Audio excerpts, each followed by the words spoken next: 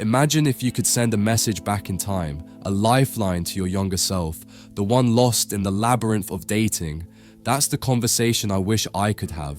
I'd sit him down, a younger me, eyes filled with confusion and frustration, and say, "Listen, brother, it's not you, it's the game, and you're playing it with the wrong rules." The first thing I'd stress is this: attraction isn't a lottery ticket, it's a skill, a craft. We've been sold this lie that looks, money, or some mythical alpha persona are the keys. But walk down any street and you'll see the truth. You'll see men, average men, even men you might not notice twice, holding hands with incredible women. Are they all rich? Are they all sculpted gods? Of course not. They understand something deeper. Picture this. You're at a friend's wedding. You see a guy, maybe a little balding, a bit of a dad bod, but he's got this radiant woman on his arm. They're laughing, they're connected. You overhear their conversation, and it's not about his job title or his car. It's about a shared memory, a funny anecdote, a genuine connection. He's not trying to impress, he's just being himself. That's the skill, the craft, that trumps superficial attributes. Think of it like this: human attraction is an ancient language, spoken in whispers of instinct and emotion, not in the loud pronouncements of modern social media. Those influencers, the ones who tell you to lift weights, grow a beard, and buy a sports car, they're selling you a mirage. I know, because I was there. I was the guy who thought if I just had the right car or the right physique, everything would change. But it didn't.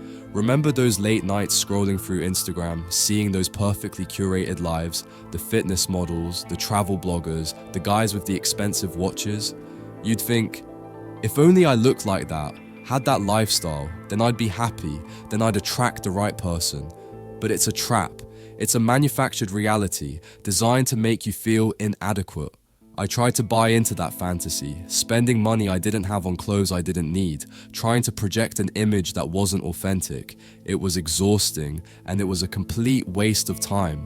My turning point came when I stopped looking outward and started looking inward, when I began to study the intricate dance of human psychology. It wasn't about changing who I was, it was about understanding how to communicate who I was. I started reading books on psychology, on communication, on human behavior. I observed real-life interactions, noticing the subtle cues, the unspoken language of attraction. I realized that confidence wasn't about being loud or arrogant. It was about being comfortable in your own skin, about knowing your worth without needing external validation. It was about understanding how to connect with people on a deeper level, how to make them feel seen and heard. And here's a hard truth: if you're single and struggling, it's likely because you're inadvertently pushing people away. It's not about being unlovable, it's about unknowingly sending the wrong signals. Think about those awkward first dates, the conversations that fizzled out, the women who seemed interested at first but then ghosted you. It wasn't that they didn't like you as a person, it was that you were sending signals that were turning them off. Maybe you were too eager, too needy, too focused on impressing. Maybe you were talking about yourself too much or not listening enough. Maybe you were trying too hard to be someone you weren't. Now let's talk about the playing field. There are two, always two: sex and commitment. Women in the dating world often hold the card of sexual availability, while men, historically, have held the card of commitment. And here's the kicker: as a man, you get to choose the game. Imagine a poker game. She's holding a royal flush of sexual allure, and you're holding a straight flush of commitment. You can either try to bluff your way into her hand, or you can play your hand strategically. You can choose to focus on building a connection, on showing her that you're looking for something more than just a fleeting encounter. If you play in the sex field, you're essentially offering yourself as a prize. But if you play in the commitment field, you become the prize. It's not about being a prude or denying your desires. It's about shifting the dynamic. It's about valuing yourself. Think of it like this: if you approach every interaction with the goal of getting laid, you're essentially saying, "I'm only valuable if you sleep with me." You're giving away your power. But if you approach interactions with the goal of building a connection, of finding someone you genuinely connect with, you're saying, "I'm valuable, and I'm looking for someone who recognizes that." How do you do that? First, you reprogram your subconscious. You stop chasing, You become comfortable with your sexuality without being desperate. There's a world of difference between being sexual and being horny. One is confident, the other is needy. One attracts, the other repels. Imagine a guy at a bar, scanning the room, his eyes darting from woman to woman, his body language tense and eager. He's sending out desperate vibes, and women can sense it a mile away. Now imagine a guy who's relaxed, confident, engaged in conversation, making eye contact, smiling. He's comfortable in his own skin, and he's not afraid to express his attraction, but he's not needy. He's sending out confident, attractive vibes. And second, you internalize that you are the prize. You don't shower her with compliments or approval just because she's attractive. You don't give away your attention like it's a cheap trinket. You become selective, discerning. Just like you expect her to invest time and energy, she should expect the same from you. Picture a guy who's constantly telling a woman how beautiful she is, how amazing she is, how lucky he is to be talking to her. He's essentially saying, please like me, I'll do anything to get your attention. He's giving away his value, making himself seem desperate. Now picture a guy who listens attentively, asks thoughtful questions, and expresses his own opinions. He's showing her that he values himself, that his attention is earned, not freely given. Then there's the dreaded friend zone. It's the romantic equivalent of quicksand. We've been fed this fairy tale that friendship blossoms into love, but the reality is often the opposite. Once you're labeled just a friend, it's almost impossible to break free. She'll see you as a confidant, a shoulder to cry on, but never as a lover. You're the guy she calls when she's had a bad date, the one she vents to about her relationship problems, the one she trusts to give her honest advice. You're her best friend, but you're not her lover. You've become a safe harbor, a reliable confidant, but you've lost the spark, the mystery, the sexual tension. And let's debunk the myth of compliments. Think of it from her perspective. She's bombarded with them daily. You're beautiful. You're amazing. It's white noise. You become just another voice in the chorus. Instead, focus on genuine connection, on showing her you see her for more than just her appearance. She's heard it all before. You have beautiful eyes. You have a great smile. You're so gorgeous. It's generic. It's predictable. It's forgettable. Instead, try something like, I love the way your eyes light up when you talk about your passion for photography, or I'm impressed by your insightful perspective on that topic.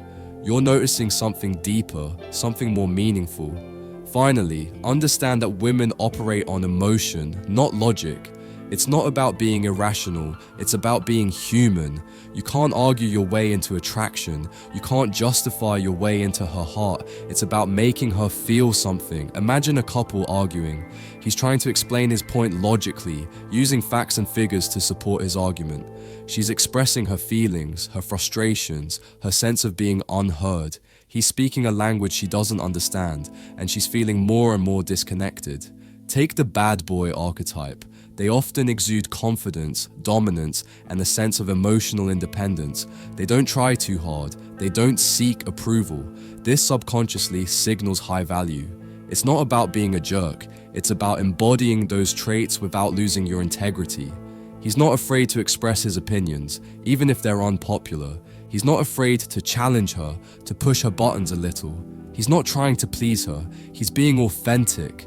This subconsciously signals high value. He's showing her that he's confident, that he's not afraid to be himself, that he's not seeking her approval. It's not about being a jerk. It's about embodying those traits without losing your integrity.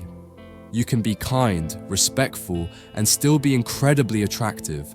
It's about understanding the language of attraction, the subtle cues and unspoken messages. It's about recognizing that women aren't puzzles to be solved. They're emotional beings yearning for genuine connection. It's about understanding that a genuine compliment about her intelligence or passion will resonate far more than a generic, "you're beautiful." It's about learning to listen actively, to ask thoughtful questions, to show genuine interest in her thoughts and feelings. It's about creating a safe space for her to be vulnerable, to express her emotions, to feel seen and heard. So, if you're feeling lost, if you're struggling with dating, know this: You are not alone. It's not a reflection of your worth. It's a reflection of your approach. Change your approach. Change your outcome. And you'll find that the world of connection opens up in ways you never thought possible. It's about realizing that the journey to finding love is a journey of self-discovery. It's about learning to love yourself, to value yourself, to be comfortable in your own skin. It's about shedding the limiting beliefs, the insecurities, the self-doubt that have been holding you back. It's about embracing your authentic self, your unique qualities, your individuality. And remember, it's not about perfection, it's about progress. It's about learning from your mistakes, growing from your experiences, and becoming the best version of yourself.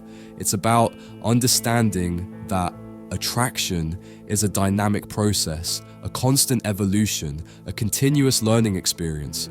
If you're sitting there feeling like you're the only one who doesn't get it, that's simply not true. Many men have wrestled with these same insecurities and frustrations. The difference is some choose to learn, to grow, and to change. And you can too. It's not magic, it's not some innate talent. It's a set of skills, a way of thinking, a perspective that can be learned and cultivated.